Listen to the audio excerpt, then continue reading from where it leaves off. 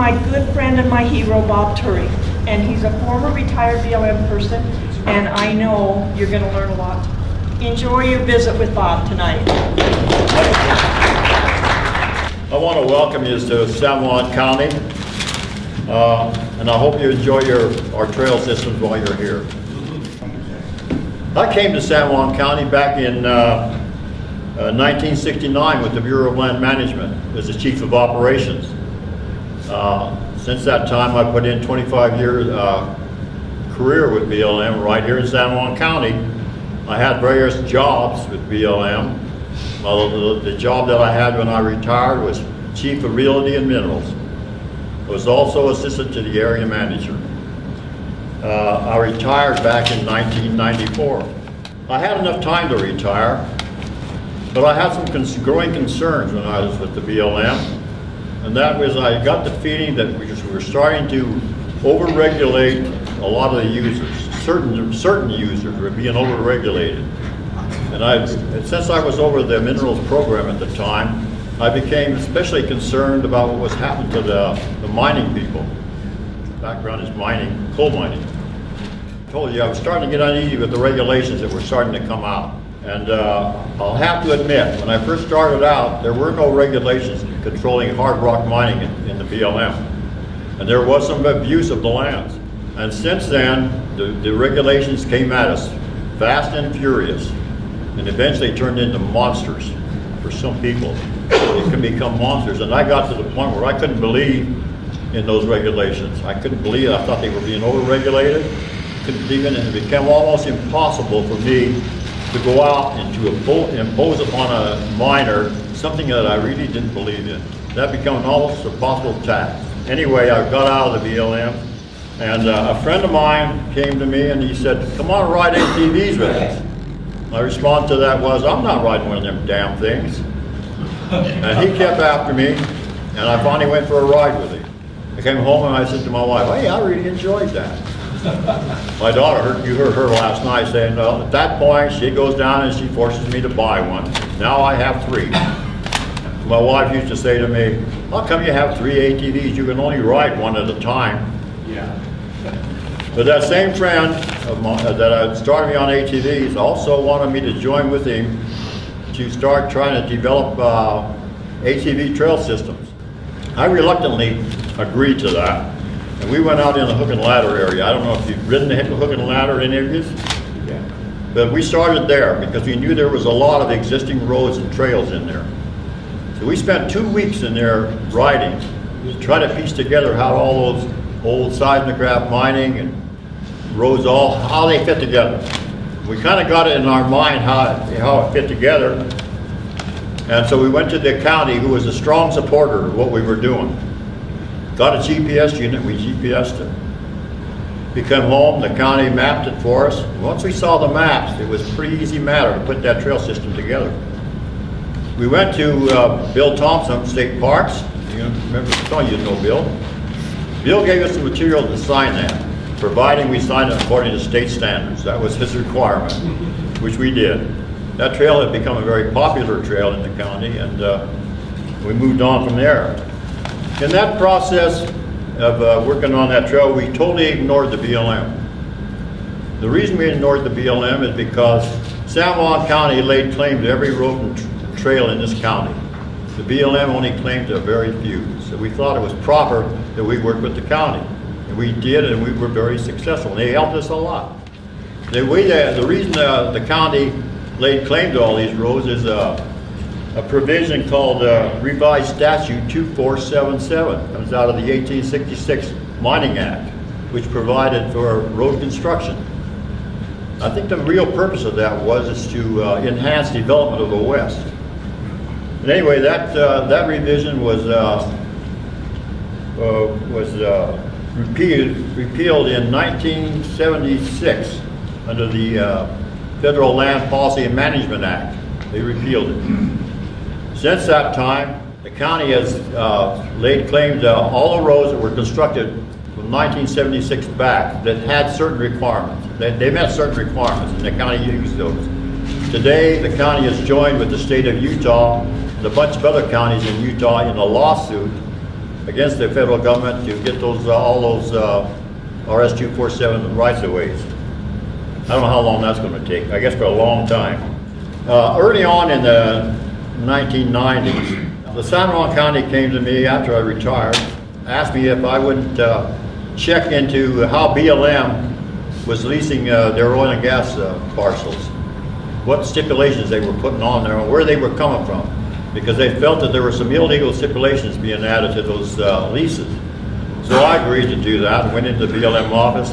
Yeah, I did find out BLM was arbitrarily adding stipulations to those lease parcels that weren't backed by their resource management plan, which is a no-no.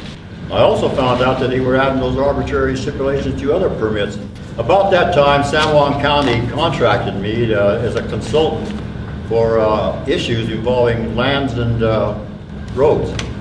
They involved me in that, and they also added me to one of their 3 teams that was GPSing roads in the county. We GPSed every road we could get over in this county, the 3 teams. We were out for nearly a year, GPSing every day. We collected a lot of data that the county still uses. The county has irregular meetings with the BLM, but nothing ever really gets accomplished. The BLM just simply doesn't do anything for San Juan County. The county has made applications for some trails, some closure routes for our ATV trail system. At first, the BLM granted a couple of those rights-of-ways that were requested. Then they just locked down and they wouldn't process anymore. They just been locked up for years now. The one in particular that we're concerned about is one in Indian Creek. The county applied for that right-of-way nearly 11 years ago. Now that's the simplest right-of-way you could probably process. It's the very simplest right-of-way, and it's been 11 years. The BLM has written 3, maybe 4 environmental analysis on that simple right-of-ways. That right-of-way, the reason for that right-of-way was to close a loop. You remember somebody last night mentioned the 400 loop trail we have here, or the potential for the 400 loop trail here? Well, that was one of the closures on that particular trail. It's going to close that loop. The rest of that trail is already all in place. It's on existing roads and trails. We have just a couple loops that we need to complete it. That's one of them. Indian Creek is one of them. The BLM has written, like I said, has written 3 to 4 environmental analysis. They've been to the public for comments numerous times. Every time they go to the public for comments, they get these comments back from special interest groups complaining about something. At that point, they adjust the proposed action on that environmental analysis, write another, or adjust an analysis, or rewrite it, go back to the public. Same thing, it comes back, and we're going in a vicious circle with this thing. We've been doing that for years now.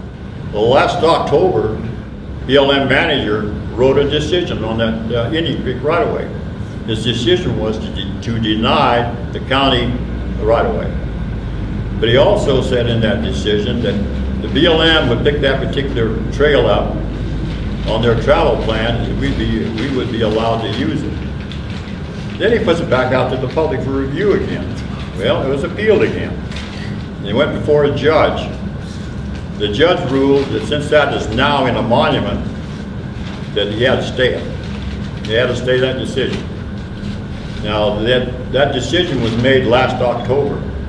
The monument was not established until December. The judge still felt he had to stay that decision. That brings us to the Bears Ears National Monument. Now, that's 1.3 million acres. It's a monster. It takes in a lot of our areas here. Much of our trail systems are all in that thing. I'm here to tell you that special designations do not protect land. And I have that from my own experiences with the BLM. When I first started with the BLM, there was a canyon down here called Grand Gulch. Some of you know where Grand Gulch is, or know about Grand Gulch. That's a neat little canyon, and it's got a lot of cultural resources in it, and it was getting light use, very light use. It had some early vandalism problems, but at that time there wasn't much problem either. But it was such a neat canyon that we decided we need to protect that canyon. So we put a primitive designation on that canyon. Within 2 years, that canyon was overwhelmed with people. They were destroying the very things that we were trying to protect, were rapidly being destroyed. So we start shoving people over into those other canyons adjoining Grand Gulch. Wasn't very long, we found out all we did was just spread the problem. And that's when I decided, BLM may be resource managers, but they sure as hell aren't people managers. The Park Service is people managers. BLM is not a people manager. How does that affect us? How does that monument affect us as ATV riders? Most of the trails that you've been riding are in that monument. Obama's proclamation for that designation says that all the trails and roads that were approved by the BLM and the Forest Service will remain open. If they were opened by the BLM and the Forest Service, they would remain open. But he added a little clause in that that says, unless they interfere with the intent of the national monument. That's where it gets scary.